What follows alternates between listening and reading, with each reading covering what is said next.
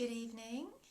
This is the second half of Inbaal and Mozinah's IGTV series, Sabbats in 10. My name is Mozinah, and this evening I am going to be joined by Inbaal, and we, for the next 4 Wednesdays, are going to be covering the last 4 Sabbats that we haven't yet done for our Instagram series. And tonight it is all about Lughnasadh, which is, oh gosh, if I could marry a Celtic god, I probably would marry him. Inbaal, I'm just waiting for her to join us. I've seen her request, and she's here. Good evening. How are you? Oh, good. All the better for seeing your face. How are you, Inbaal? Fabulous, thank you. I missed you a lot. Oh, I've missed you too, and I'm so glad that we're able to complete our second series.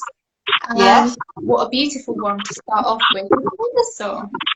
absolutely. A good friend of yours is Lou, after whom Lughnasadh is named. So you take the stage.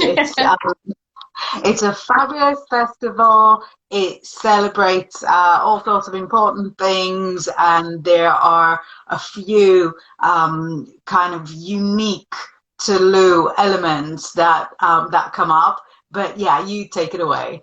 Okay, well, thank you. Thank So, you. gorgeous, gorgeous, gorgeous day. 1st of August, also known as Lammas. We'll come later because it's the Christian version of Lughnasadh.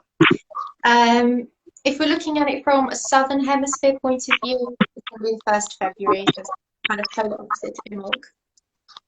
But yeah, major fire festival. The etymology literally means the day of Lugh, and I know quite a lot of people may call it Lughnasadh, and there's a good reason for that, because how it actually translates is day of Lugh, Luna's day. So even if you're saying Lughnasadh, so what? You've said it correctly. You're getting the point across. And it's not the easiest word to say, hence why a lot of people go for Lammas in the first place. It's not. I think it's funny that it is equivalent to Inbaal, because Inbaal is kind of awkward to pronounce. Some people say Imbolc, and some people, say it differently. So you kind of go for the Christian name, which is at least English and very easy to pronounce. So instead of Inbolc, you'll say Candlemas, and you don't worry about the appropriation.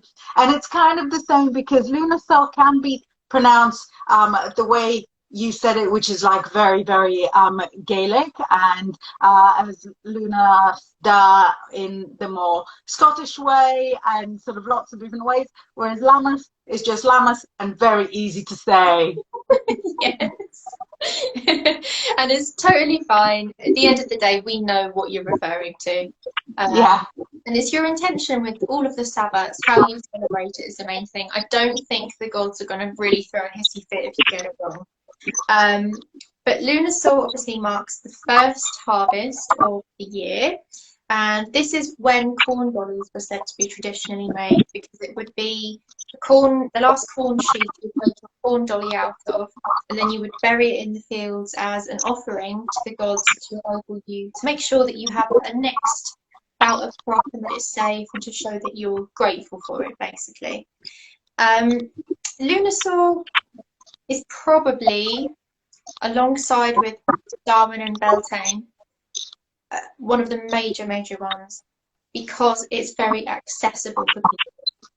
When you think about the day that it falls on, before people had cars and all that kind of thing, you'd rely on your feet and your horse or whatever you had to get from A to B. So Lughnasadh is a particularly accessible day when a lot of marriages would take place. There would be games, festivals, sporting events, all manner of things. It was a very tribal day to come together with your people and to celebrate, the harvest. And of course, a little nod to one of the Celtic sun gods, Lugh, as well. But that is one of the very unique traits about Lughnasadh, I think, is that it actually gives you that opportunity to come together without there really being any restrictions. Exactly. And it's something that really for our international viewers, you've got to be aware that even though it follows not long after midsummer, it's very likely that we would have rain at midsummer, and it's almost inevitable that in the autumn equinox that soon follows, we will also have rain. Even though Lughnasadh Day is not guaranteed to have nice weather, again, when we're looking at ancient peoples, it's before cars, but it's also before central heating.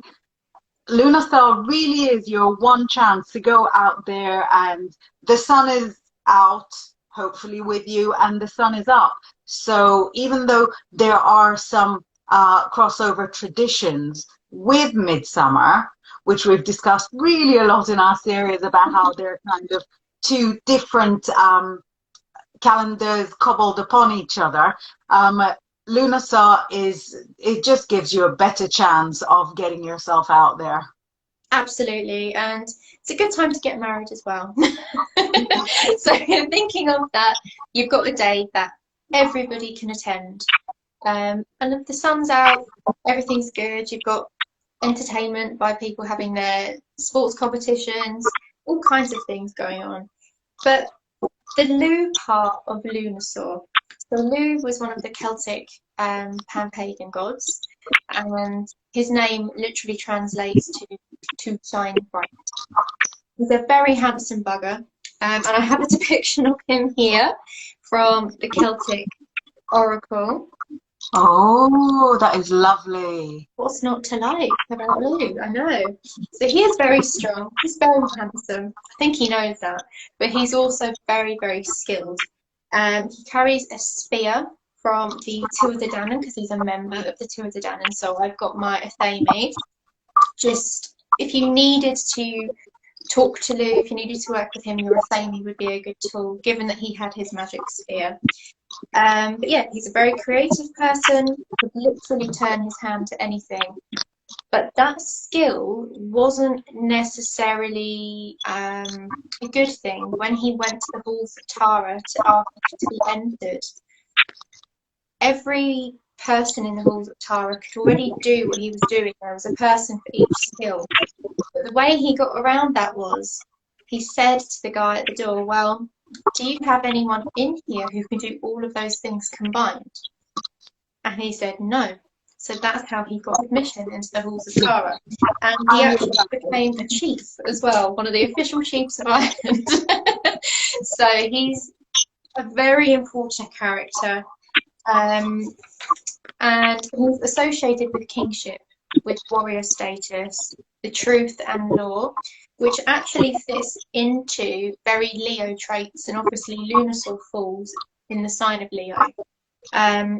So even if Lugh wasn't necessarily a Leo, he depicts exactly everything about a Leo in the first place. And his son is the great Cuchulainn. So that's what I have to say about Lugh. I have picked out some crystals and things, but I'll cover those in a second. But Inbaal, what do you have to say about our handsome sun god? Right, so the two very unique things for Lughnasadh, not just where it falls in the calendar, but first of all, it is the first of the 3 harvest festivals. So that's something that really, as witches, I was actually saying it to somebody on the DM today, I love being Wiccan because we're always celebrating something. We're never too far away from some kind of goal setting, some kind of, harvesting. So as you are going through the winter months and the winter festivals, and you were goal setting, you were journaling, you were deciding what you were wanting to do, you were deciding what path you're going to take, this is the first of the harvest. So this is the first pause that you take in your year, and you look around and you think, what have I done? Have I achieved the things that I set out to achieve?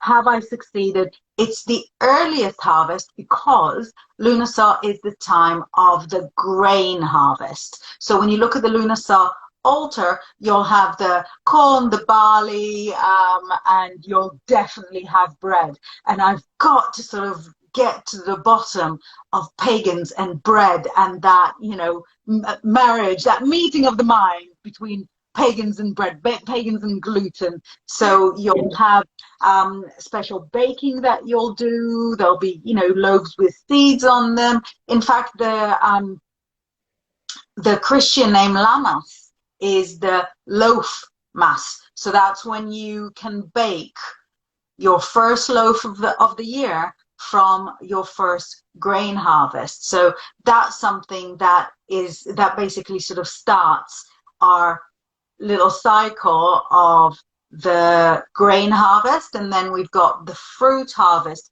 coming up in the equinox, and then we've got the meat harvest when you sort of slaughter the animals, coming in Samhain, which is why Samhain is obviously the festival of death, and that's why we get so excited about death, because it means you can eat in the winter, but we'll get to all that. So the harvest begins. The second thing that is really unique to Lughnasadh in our calendar is that we do, as witches, a lot of work with our mind. All that goal setting and journaling and deciding and getting rid of things. There's a lot of mindset work. There's a lot of mental mastery that we go through. During Lughnasadh, which is dedicated to Lu of many skills, we actually make decisions about the practical skills that we want to acquire. So if you want to get on top of the baking, get yourself a YouTube channel or get yourself a book and do it. It's a great time to decide that you're going to sign up for some courses. It's a great time to inspect your current skill set and see how that aligns with your goals. So it's a super practical moment, and actually in that respect a very Leo moment, isn't it? It is. Leo typically is when I talk about the masculine and feminine, obviously that's how we separate what our gods and our goddesses are. Because they're not human, it's the closest thing that we can kind of relate to them to. But there's that gorgeous masculine energy, and that practicality there comes with it. And Leos are very proud people. They like to be good at what they do and to refine and hone their skills continually. It's a non-stop thing. So that makes complete sense as to why Lughnasadh would be a very good day to kind of think of all those little cogs that have been turning in your head and actually apply them.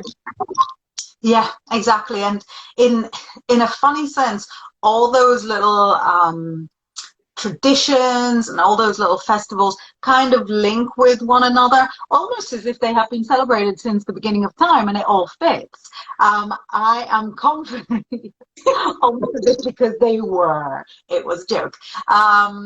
But I'm sure when you go into the crystals that go with it, they will be crystals that fit into everything that we say, that kind of binds it all together neatly.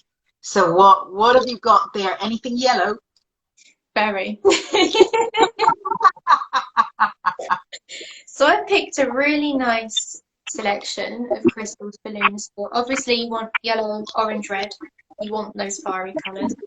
The first one I picked is actually Tiger's Eye.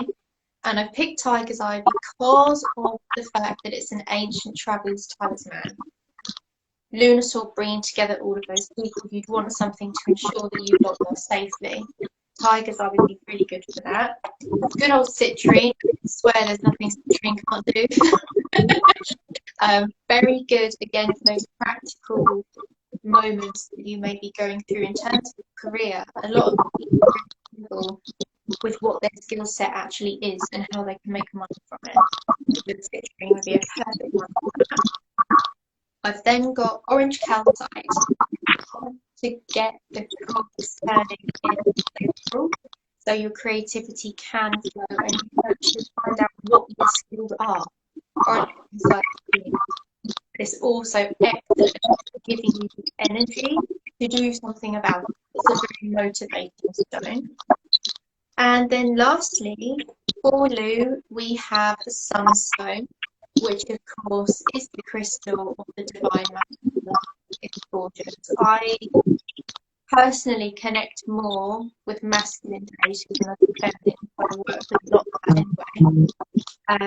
But sunstone and moonstone is a really good crystal, especially if you have depression and you're finding it hard to find things to be happy about. You work with this and you work with Lu, or even Bel, the sun god, work with something happy, ask him to bring something forward to you that is practical. It does make sense. Last week, I actually had a lovely moment. I'm very connected to Lu. I've never felt a connection to a god like that before. And I also had a pretty stressful week, I'll be honest, put my hands up. I was really stressed out. And I kept thinking to myself, I just need to take 5 minutes. And I did. I then went into my kitchen and started doing all the cleaning up. And the clouds were so dark and grey, I think, rain or water. Right from the left-hand corner, there's a break in the clouds, and the most golden ray of sunshine lost all over my kitchen cabinets. And where I have my little frosty angels, there was rainbow casting all around the room, and it felt heavenly. It looked heavenly. And I stood there, made myself a cup of herbal tea, and I said, Lu, thank you for reminding me that I need to appreciate the world and everything around me, because I'd totally forgotten how beautiful it was. And that's how your gods can connect with you. And it really made me think about, there would be times when the Druids and the pagans would see a scene like that, and you can completely understand why they believed in the afterlife. It feels lovely. I think that's actually such an important point, because we touch on the deities as we, go through our Sabbats in 10, but we focus on the practical, don't we? The meanings and what's on the altar and the crystals. Actually, the gods are kind of important there as well. And if you are new to the path, or if you've kind of lost your way and found your way back and we're taking you through it, look into it. There are so many different books that you can use to inspire. I know that you've got like thousands there, but yeah, that's pretty much what all of this is. Sorry, I just got lost there for a second. There's so many books with descriptions and depictions. See what you link with. There's a big pressure, isn't there? Who's your goddess? Who's your goddess? Who's your goddess? No. Go with one. And trust me, when another deity wants you, they're going to come for you. Just go with one. The very act, the very emotion of devotion and closeness to the deities is so empowering and uplifting and elevating. And that really is at the heart of every festival. I can't believe it took us up to episode 5 to really sort of put that out there, yeah. Exactly. And to describe your own very personal experience. And thank you for that. That's no small thing, your very personal experience, because we've all got like little stories like that, but yours was really stark there, like a big reminder. It doesn't get any bigger than the sun, does it? So I was like, okay, I'm being told off. I'm going to appreciate this moment. As I did. And so I think the last few bits that we need to remember for the altar, if you are baking something yourself, you can't do better than make your little loaf of bread in a sun shape. Mm-hmm. As as pagans and witches and and druids even, we're not subtle people. Lay it on thick, put sun bits everywhere, make sure all the colors go well there. Yellow candles, very good. And sunflowers, anything with a sunflower on. Yeah, that is marvelous. If it feels right, if you've got like ideas based on what we're talking and you're thinking, will that go on my altar? Probably, almost certainly, yes. If you're feeling it, do it. I would go with perhaps the sun card from a tarot deck or even an image of the sun. If Lou doesn't speak to you, that's all right. There are dozens of other sun deities as well. Mostly there are sun gods and lunar goddesses, but there are some odd situations where you'll find a nice sun goddess or a solar goddess. Is that to do with the sun? I think so. Yeah. I think so. Oh, is that Ra? I think it's Ra, isn't it? Right, I think they're related because this would be just fine on your Lughnasadh altar. So if you're more linked with divine feminine as opposed to divine masculine, go with that. You're not going to get it wrong. No, absolutely. I think the one thing that's important to point out is that when you start your path, it can take years before a god comes to you. I mean, I've been doing this God knows how long, 16 years. It's only in the last couple of years I've actually had things come through to me where I'm ready to talk to the gods. But even if it takes that long, it's fine. Your path is your own. You need to carve your things your way. Exactly, your path is your own. And if you're looking at this and you're thinking, it's not like what the Wicca book says or the Druid book says. Have you read all the books? Maybe one of them says it. And also, maybe you're not Wicca. Maybe you're not Druid. Maybe you're something else. Maybe you're something that's only your path. Or maybe you're something that's got tens of thousands of followers the world over and you just haven't found them yet. If you do things the way that suits you, then when you do find your tribe, the satisfaction is just incomparable to anything else.